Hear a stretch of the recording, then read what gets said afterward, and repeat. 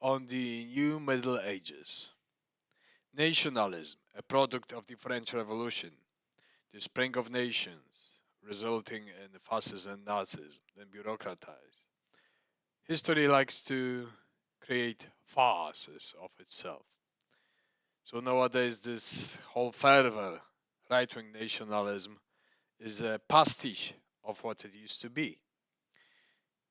Not only that, when connected with religion, this vulgar gab of religious nationalism is inviting us towards the new Middle Ages, in which there is no critical thought, no erudition, no reason, no intellect, no moderation, no strength, no true nobility, no great merit, but vulgarization of politics, of religion, in the form of a spectacle for the masses that normalize stupidity on every level of the societal strata.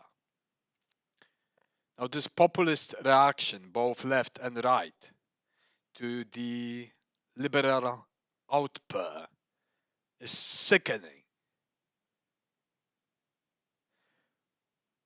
What we observe in the noosphere, the sphere of the minds and emotions, is that every single vileness, every single stupidity and foolishness and degeneration hit to the fore. Now, am I left or am I right? Neither. No. I'm an antiquarian of ancient political systems, of those who characterize themselves with arete, with nobility, with virtues, with paideia, the community, and call me an ancient democrat if you like,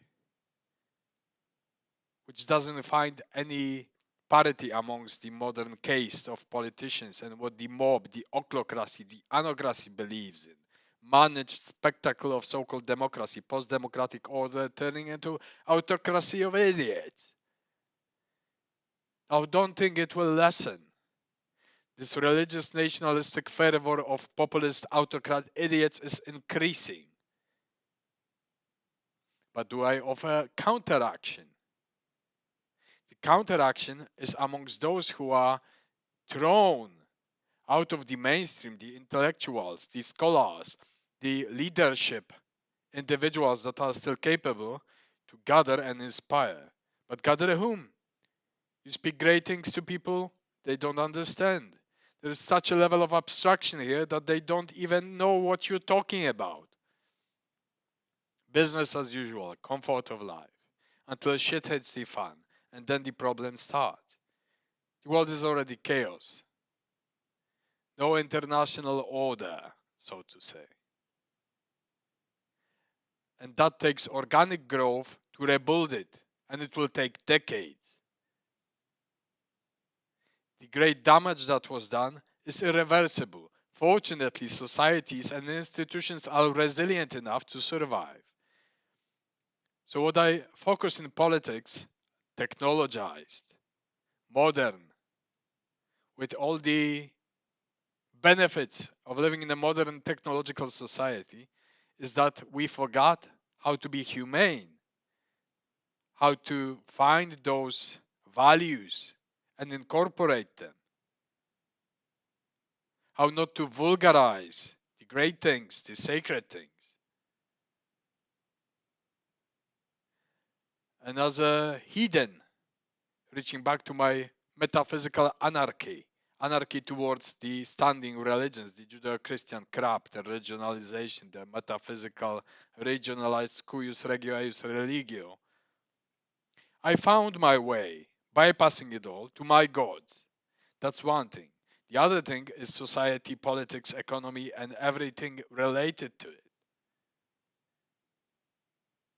That those societies are the gutted of the real essence of what it is to be a humane being.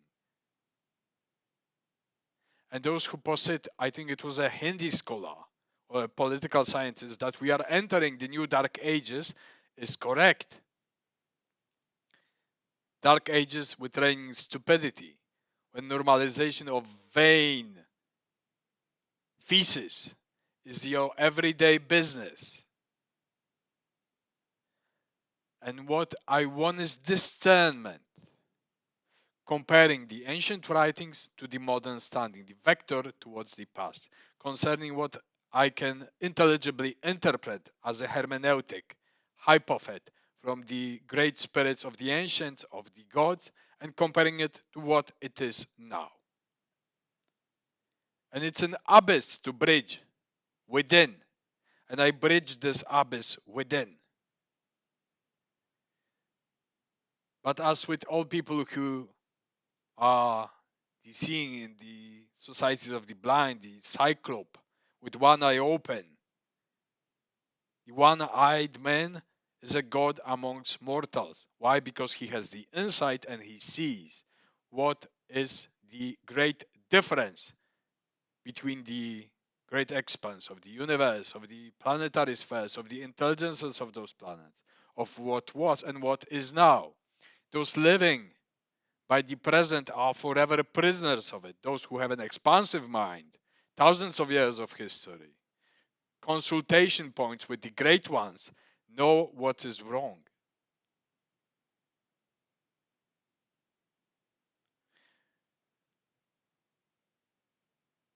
And I I'm at a loss. I laid my swords, my armor, my shields at the altars of my gods. My war was lasting long enough, and it was a survivalism war. It was not a war of conquering. It was a war of forbearance and preservation of whatever may be preserved within to carry it on. And perhaps that is the reason, to entomb those values and great things within yourself, to survive this onslaught of mediocrity, of stupidity, because someone has to preserve it.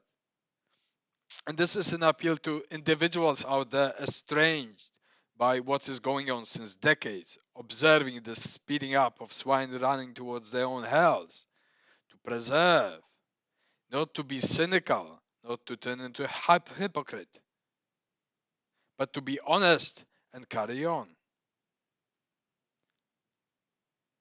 Because that's the only way that Vestal flame may be preserved. If not on earth, then in the stars. Thank you.